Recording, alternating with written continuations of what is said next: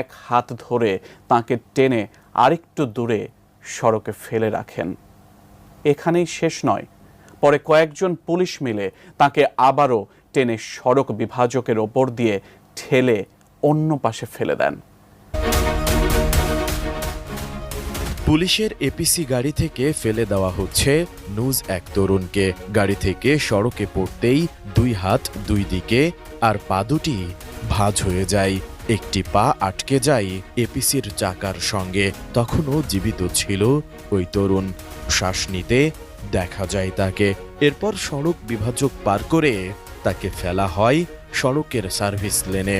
কোটা সংস্কারের দাবিতে আন্দোলনকে কেন্দ্র করে সাভারের পাকিজা মডেল মসজিদের কাছে গত 18 জুলাই ঘটনাটি ঘটে। নিরস্ত্র শিক্ষার্থীদের ওপর গুলি চালায় পুলিশ।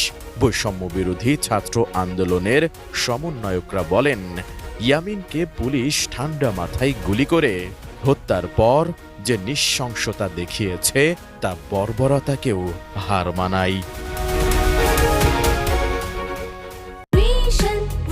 মৃত্যুর করুণ এই ঘটনায় হতবাক তার পরিবার।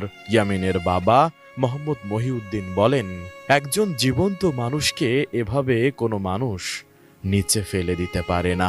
আমি কারো কাছে বিচার চাই না।